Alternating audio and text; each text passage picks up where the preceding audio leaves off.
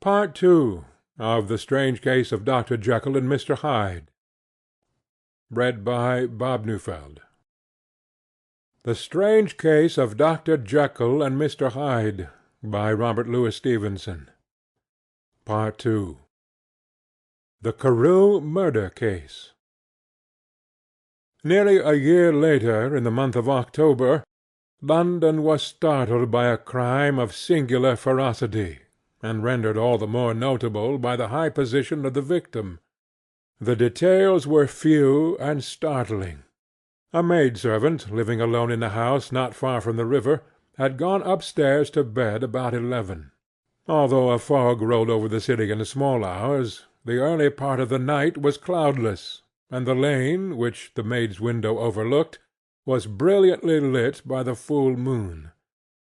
It seems she was romantically given, for she sat down upon her box, which stood immediately under the window, and fell into a dream of musing. Never, she used to say, with streaming tears, when she narrated that experience, never had she felt more at peace with all men, or thought more kindly of the world. And as she so sat, she became aware of an aged, beautiful gentleman with white hair, drawing near along the lane, and advancing to meet him, another and very small gentleman, to whom at first she paid less attention. When they had come within speech, which was just under the maid's eyes, the older man bowed, and accosted the other with a very pretty manner of politeness. It did not seem as if the subject of his address were of great importance. Indeed, from his pointing, it sometimes appeared as if he were only inquiring his way. But the moon shone on his face as he spoke, and the girl was pleased to watch it. It seemed to breathe with such an innocent and old-worldly kindness of disposition, yet with something high too, as of a well-founded self-esteem. Presently her eye wandered to the other, and she was surprised to recognize in him a certain Mr. Hyde, who had once visited her master, and for whom she had conceived a dislike. He had in his hand a heavy cane, with which he was trifling, but he answered never a word, and seemed to listen with an ill-contained impatience. And then, all of a sudden, he broke out in a great flame of anger, stamping with his feet, brandishing the cane, and carrying on, as the maid described it, like a madman. The old gentleman took a step back, with the air of one very much surprised and a trifle hurt, and at that Mr. Hyde broke out of all bounds, and clubbed him to the earth, and next moment, with ape-like fury, he was trampling his victim under foot, and hailing down a storm of blows, under which the bones were audibly shattered, and the body jumped upon the roadway. At the horror of these sights and sounds, the maid fainted.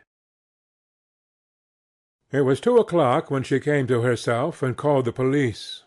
The murderer was gone long ago, but there lay his victim in the middle of the lane, incredibly mangled. The stick with which the deed had been done, although it was of some rare and very tough and heavy wood, had broken in the middle under the stress of this insensate cruelty, and one splintered half had rolled into the neighbouring gutter.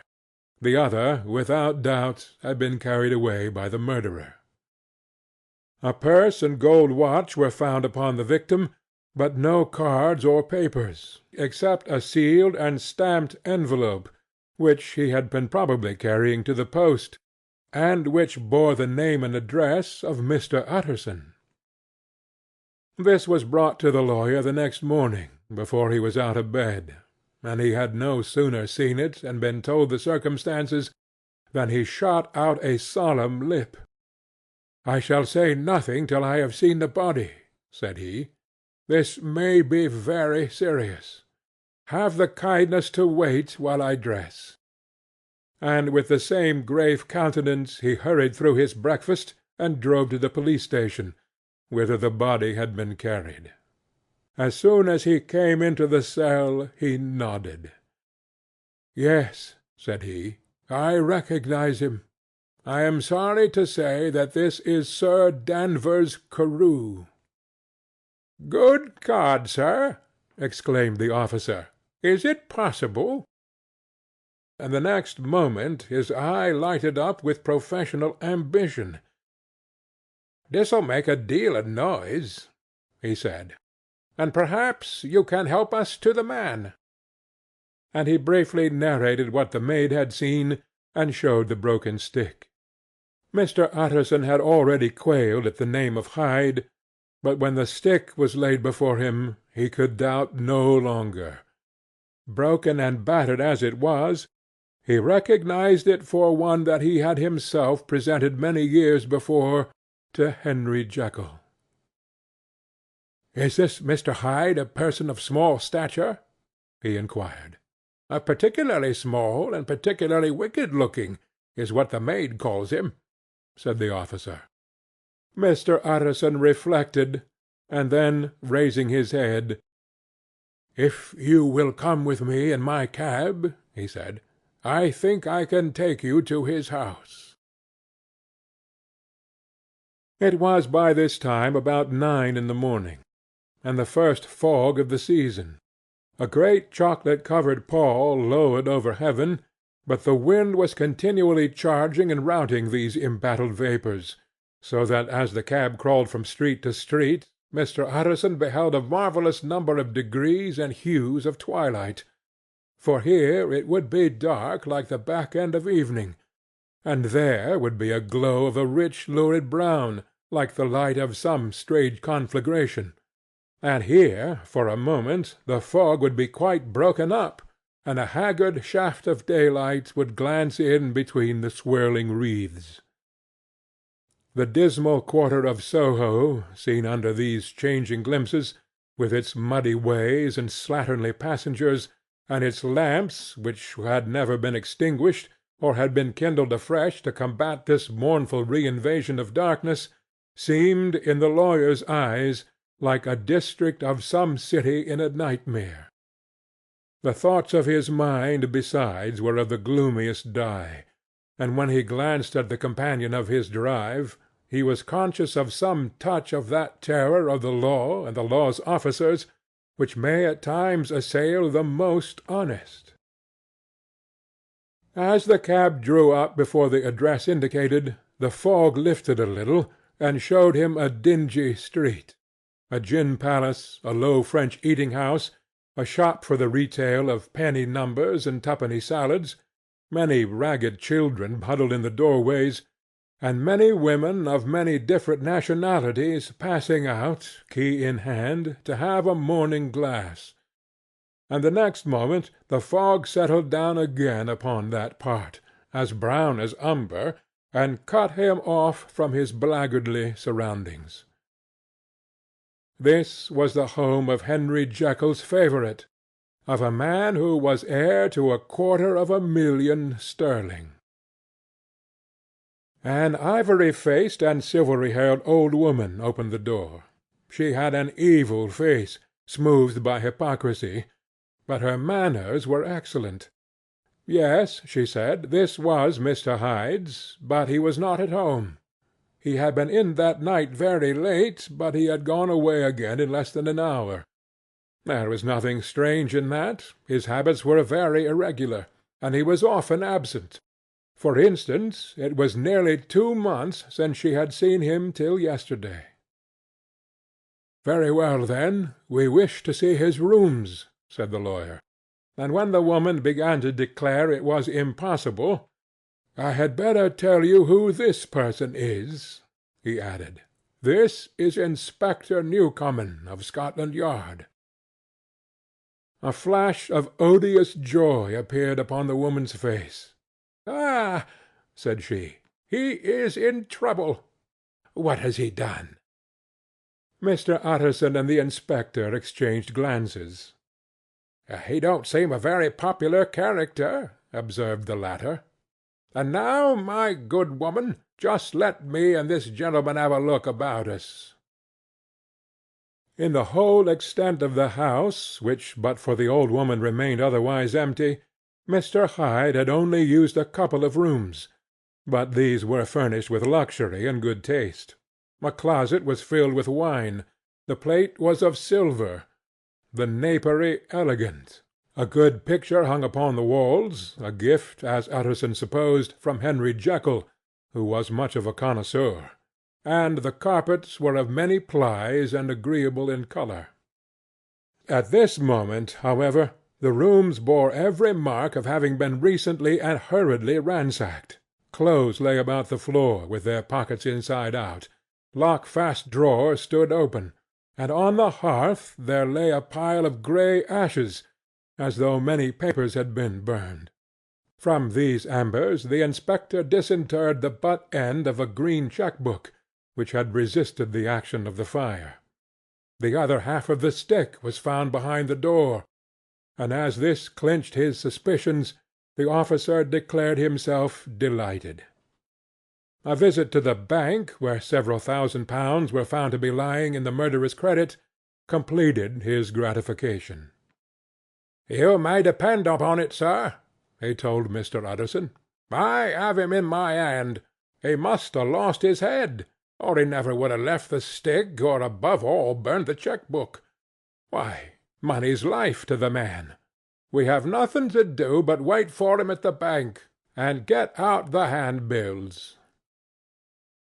This last, however, was not so easy of accomplishment, for Mr. Hyde had numbered few familiars. Even the master of the servant-maid had only seen him twice. His family could nowhere be traced, he had never been photographed, and the few who could describe him differed widely, as common observers will. Only on one point were they agreed, and that was the haunting sense of unexpressed deformity with which the fugitive impressed his beholder. Incident of the letter. It was late in the afternoon when Mr. Utterson found his way to Dr. Jekyll's door, where he was at once admitted by Poole, and carried down by the kitchen offices and across the yard which had once been a garden, to the building that was indifferently known as the laboratory, or dissecting rooms. The doctor had bought the house from the heirs of a celebrated surgeon, and his own tastes being rather chemical than anatomical, had changed the destination of the block at the bottom of the garden. It was the first time that the lawyer had been received in that part of his friend's quarters, and he eyed the dingy windowless structure with curiosity, and gazed round with a distasteful sense of strangeness as he crossed the theatre, once crowded with eager students, and now lying gaunt and silent, the tables laden with chemical apparatus, the floor strewn with crates and littered with packing straw, and the light falling dimly through the foggy cupola. At the further end a flight of stairs mounted to a door covered with red baize, and through this Mr. Utterson was at last received into the doctor's cabinet. It was a large room fitted round with glass presses, furnished, among other things, with a cheval glass and a business table, and looking out upon the court by 3 dusty windows barred with iron. The fire burned in the grate. A lamp was set lighted on the chimney shelf, for even in the houses the fog began to lie thickly. And there, close up to the warmth, sat Dr. Jekyll, looking deathly sick. He did not rise to meet his visitor, but held out a cold hand and bade him welcome in a changed voice. "And now," said Mr. Utterson, as soon as Poole had left them, "you have heard the news?" The doctor shuddered. "They were crying it in the square," he said. "I heard them in my dining-room." "One word," said the lawyer. "Carew was my client, but so are you, and I want to know what I am doing. You have not been mad enough to hide this fellow?" "Utterson, I swear to God," cried the doctor, "I swear to God I will never set eyes on him again.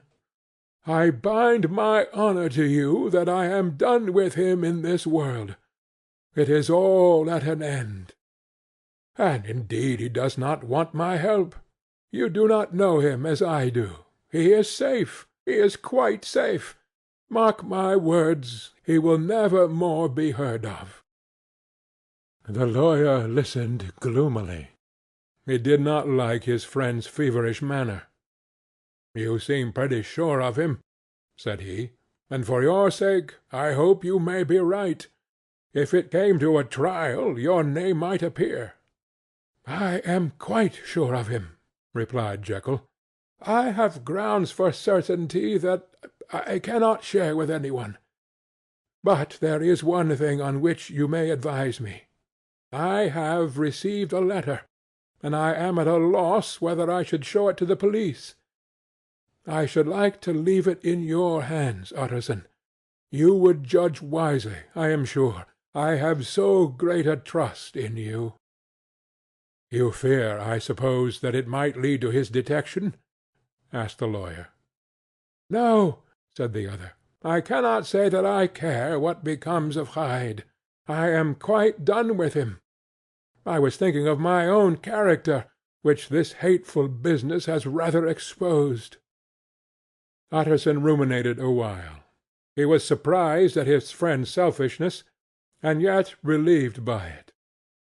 "Well," said he at last, "let me see the letter." The letter was written in an odd upright hand, and signed Edward Hyde, and it signified, briefly enough, that the writer's benefactor, Dr. Jekyll, whom he had long so unworthily repaid for 1,000 generosities, need labour under no alarm for his safety, as he had means of escape on which he placed a sure dependence. The lawyer liked this letter well enough. It put a better colour on the intimacy than he had looked for, and he blamed himself for some of his past suspicions. "Have you the envelope?" he asked. "I burned it," replied Jekyll, "before I thought what I was about. But it bore no postmark. The note was handed in." "Shall I keep this and sleep upon it?" asked Utterson. "I wish you to judge for me entirely," was the reply. "I have lost confidence in myself." "Well, I shall consider," returned the lawyer. "And now one word more. It was Hyde who dictated the terms in your will about that disappearance?" The doctor seemed seized with a qualm of faintness. He shut his mouth tight and nodded. "I knew it," said Utterson. "He meant to murder you. You had a fine escape." "I have had what is far more to the purpose," returned the doctor solemnly. "I have had a lesson. O God, Utterson, what a lesson I have had!" And he covered his face for a moment with his hands. On his way out the lawyer stopped and had a word or two with Poole. "By the by," said he, "there was a letter handed in to-day. What was the messenger like?" But Poole was positive nothing had come except by post. "And only circulars by that," he added. This news sent off the visitor with his fears renewed. Plainly the letter had come by the laboratory door. Possibly, indeed, it had been written in the cabinet, and if that were so, it must be differently judged, and handled with the more caution. The newsboys, as he went, were crying themselves hoarse along the footways. "Special edition! Shocking murder of an M.P.!" That was the funeral oration of one friend and client, and he could not help a certain apprehension lest the good name of another should be sucked down in the eddy of the scandal. It was, at last, a ticklish decision that he had to make, and self-reliant as he was by habit, he began to cherish a longing for advice. It was not to be had directly, but perhaps, he thought, it might be fished for. Presently after, he sat on one side of his own hearth, with Mr. Guest, his head clerk, upon the other.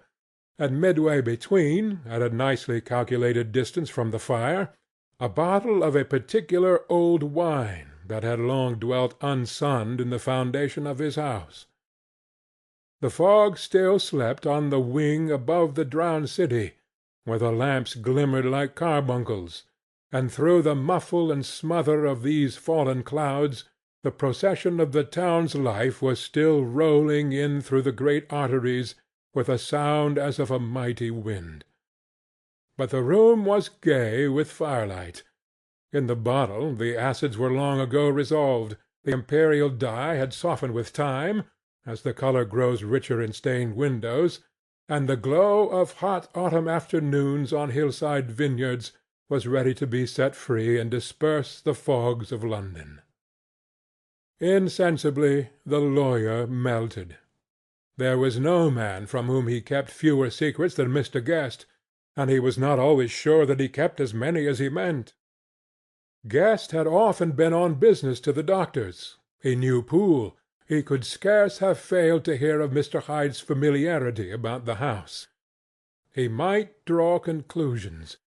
Was it not as well, then, that he should see a letter which put that mystery to right? And above all, since Guest, being a great student and critic of handwriting, would consider the step natural and obliging. The clerk, besides, was a man of counsel. He could scarce read so strange a document without dropping a remark, and by that remark Mr. Utterson might shape his future course. "This is a sad business about Sir Danvers," he said. "Yes, sir, indeed. It has elicited a great deal of public feeling," returned Guest. "The man of course was mad." "I should like to hear your views on that," replied Utterson. "I have a document here in his handwriting. It is between ourselves, for I scarce know what to do about it. It is an ugly business at the best, but there it is, quite in your way, a murderer's autograph." Guest's eyes brightened, and he sat down at once and studied it with passion. "No, sir," he said, "not mad. But it is an odd hand." "And by all accounts a very odd writer," added the lawyer. Just then the servant entered with a note. "Is that from Dr. Jekyll, sir?" inquired the clerk. "I thought I knew the writing." "Anything private, Mr. Utterson?" "Only an invitation to dinner. Why? Do you want to see it?" "One moment, I thank you, sir." And the clerk laid the 2 sheets of paper alongside and sedulously compared their contents. "Thank you, sir," he said at last, returning both. "It's a very interesting autograph." There was a pause, during which Mr. Utterson struggled with himself. "Why did you compare them, Guest?" he inquired suddenly. "Well, sir," returned the clerk, "there's a rather singular resemblance. The 2 hands are in many points identical, only differently sloped."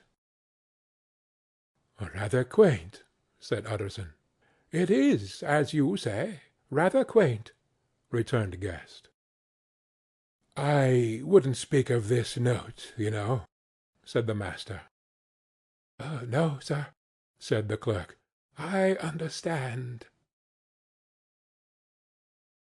But no sooner was Mr. Utterson alone that night than he locked the note into his safe, where it reposed from that time forward. "What!" he thought, "Henry Jekyll forged for a murderer!" and his blood ran cold in his veins. Incident of Dr. Lanyon. Time ran on. Thousands of pounds were offered in reward, for the death of Sir Danvers was resented as a public injury. But Mr. Hyde had disappeared out of the ken of the police as though he had never existed. Much of his past was unearthed, indeed, and all disreputable. Tales came out of the man's cruelty, at once so callous and violent, of his vile life, of his strange associates, of the hatred that seemed to have surrounded his career, but of his present whereabouts not a whisper. From the time he had left his house in Soho on the morning of the murder, he was simply blotted out, and gradually, as time drew on, Mr. Utterson began to recover from the hotness of his alarm, and to grow more at quiet with himself. The death of Sir Danvers was, to his way of thinking, more than paid for by the disappearance of Mr. Hyde. Now that that evil influence had been withdrawn, a new life began for Dr. Jekyll. He came out of his seclusion, renewed relations with his friends, became once more their familiar guest and entertainer, and whilst he had always been known for charities, he was now no less distinguished for religion. He was busy. He was much in the open air. He did good. His face seemed to open and brighten, as if with an inward consciousness of service, and for more than 2 months the doctor was at peace. On the 8th of January, Utterson had dined at the doctor's with a small party. Lanyon had been there, and the face of the host had looked from one to the other as in the old days when the trio were inseparable friends. On the 12th, and again on the 14th, the door was shut against the lawyer. "The doctor was confined to the house," Poole said, "and saw no one." On the 15th he tried again, and was again refused, and having now been used for the last 2 months to see his friend almost daily, he found this return of solitude to weigh upon his spirits. The 5th night he had in guest to dine with him, and the 6th he betook himself to Dr. Lanyon's. There at least he was not denied admittance, but when he came in he was shocked at the change which had taken place in the doctor's appearance. He had his death-warrant written legibly upon his face. The rosy man had grown pale, his flesh had fallen away, he was visibly balder and older. And yet it was not so much these tokens of a swift physical decay that arrested the lawyer's notice, as a look in the eye and quality of manner that seemed to testify to some deep-seated terror of the mind. It was unlikely that the doctor should fear death, and yet that was what Utterson was tempted to suspect. Yes, he thought, he is a doctor. He must know his own state, and that his days are counted, and the knowledge is more than he can bear. And yet, when Utterson remarked on his ill looks, it was with an air of great firmness that Lanyon declared himself a doomed man. "I have had a shock," he said, "and I shall never recover. It is a question of weeks. Well, life has been pleasant. I liked it. Yes, sir, I used to like it. I sometimes think if we knew all, we should be more glad to get away." "Jekyll is ill too," observed Utterson. "Have you seen him?" But Lanyon's face changed, and he held up a trembling hand. "I wish to see or hear no more of Dr. Jekyll," he said in a loud, unsteady voice. "I am quite done with that person, and I beg that you will spare me any allusion to one whom I regard as dead." "Tut, tut," said Mr. Utterson, and then, after a considerable pause, "Can't I do anything?" he inquired. "We are 3 very old friends, Lanyon. We shall not live to make others." "Nothing can be done," returned Lanyon. "Ask himself." "He will not see me," said the lawyer. "I am not surprised at that," was the reply. "Some day, Utterson, after I am dead, you may perhaps come to learn the right and wrong of this. I cannot tell you. And in the meantime, if you can sit and talk with me of other things, for God's sake stay and do so. But if you cannot keep clear of this accursed topic, then in God's name go, for I cannot bear it." As soon as he got home, Utterson sat down and wrote to Jekyll, complaining of his exclusion from the house, and asking the cause of this unhappy break with Lanyon, and the next day brought him a long answer, often very pathetically worded, and sometimes darkly mysterious in drift. The quarrel with Lanyon was incurable. "I do not blame our old friend," Jekyll wrote, "but I share his view that we must never meet. I mean from henceforth to lead a life of extreme seclusion. You must not be surprised, nor must you doubt my friendship, if my door is often shut, even to you. You must suffer me to go my own dark way. I have brought on myself a punishment and a danger that I cannot name. If I am the chief of sinners, I am the chief of sufferers also. I could not think that this earth contained a place for sufferings and terrors so unmanning. And you can do but one thing, Utterson, to lighten this destiny, and that is to respect my silence." Utterson was amazed. The dark influence of Hyde had been withdrawn. The doctor had returned to his old tasks and amities. A week ago the prospect had smiled with every promise of a cheerful and an honoured age, and now, in a moment, friendship and peace of mind, and the whole tenor of his life were wrecked. So great and unprepared a change pointed to madness, but in view of Lanyon's words and manner, there must lie for it some deeper ground.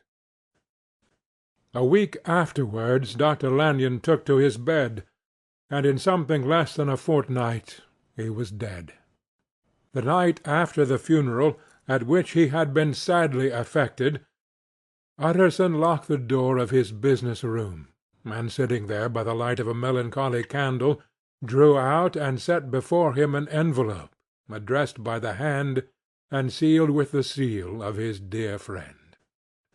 "Private, for the hands of J. G. Utterson alone, and in the case of his predecease to be destroyed unread." So it was emphatically superscribed, and the lawyer dreaded to behold the contents. "I have buried one friend to-day," he thought. "What if this should cost me another?" And then he condemned the fear as a disloyalty, and broke the seal. Within there was another enclosure, likewise sealed, and marked upon the cover as "not to be opened till the death or disappearance of Dr. Henry Jekyll." Utterson could not trust his eyes. Yes, it was disappearance. Here again, as in the mad will which he had long ago restored to its author, here again were the idea of a disappearance and the name of Henry Jekyll bracketed. But in the will that idea had sprung from the sinister suggestion of the man Hyde. It was set there with a purpose all too plain and horrible. Written by the hand of Lanyon, what should it mean? A great curiosity came on the trustee, to disregard the prohibition, and dive at once to the bottom of these mysteries.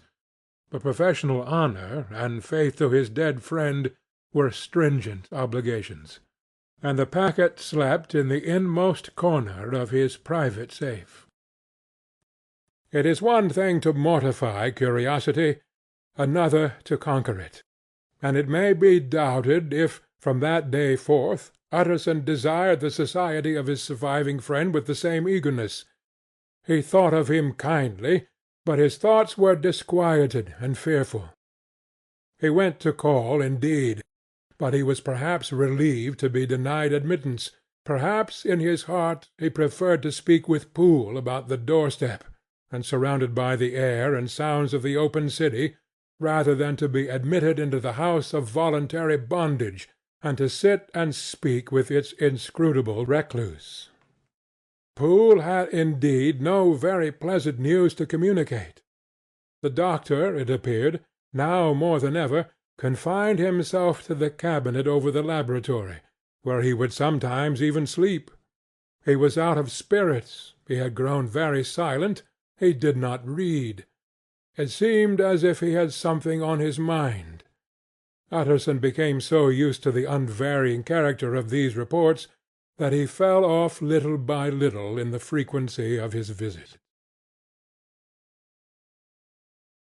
Incident at the window.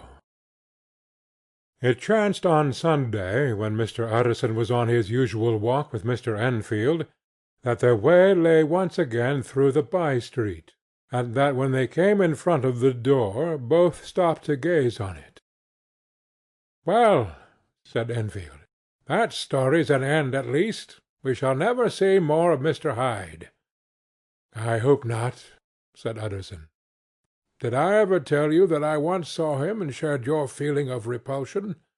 "It was impossible to do one without the other," returned Enfield. "And by the way, what an ass you must have thought of me not to know that this was a back way to Dr. Jekyll's. It was partly your own fault that I found it out even when I did." "So you found it out, did you?" said Utterson. "But if that be so, we may step into the court and take a look at the windows. To tell you the truth, I am uneasy about poor Jekyll, and even outside I feel as if the presence of a friend might do him good." The court was very cool and a little damp, and full of premature twilight, although the sky, high up overhead, was still bright with sunset. The middle of one of the three windows was half-way open, and sitting close beside it, taking the air with an infinite sadness of mien, like some disconsolate prisoner, Utterson saw Dr. Jekyll. "What, Jekyll!" he cried. "I trust you are better?" "I am very low, Utterson," replied the doctor drearily. "Very low. It will not last long, thank God." "You stay too much indoors," said the lawyer. "You should be out, whipping up the circulation like Mr. Enfield and me. This is my cousin, Mr. Enfield, Dr. Jekyll. Come now, get your hat, and take a quick turn with us." "You are very good," sighed the other. "I should like to very much. But no, it is quite impossible. I dare not. But indeed, Utterson, I am very glad to see you. This is really a great pleasure. I would ask you and Mr. Enfield up, but the place is really not fit." "Why, then," said the lawyer good-naturedly, "the best thing we can do is to stay down here and speak with you from where we are." "That is just what I was about to venture to propose," returned the doctor with a smile. But the words were hardly uttered before the smile was struck out of his face, and succeeded by an expression of such abject terror and despair as froze the very blood of the two gentlemen below. They saw it but for a glimpse, for the window was instantly thrust down, but that glimpse had been sufficient, and they turned and left the court without a word. In silence, too, they traversed the by-street, and it was not until they had come into a neighbouring thoroughfare, where even upon a Sunday there were still some stirrings of life, that Mr. Utterson at last turned and looked at his companion. They were both pale, and there was an answering horror in their eyes. "God forgive us! God forgive us!" said Mr. Utterson. But Mr. Enfield only nodded his head very seriously, and walked on once more in silence. End of Part 2.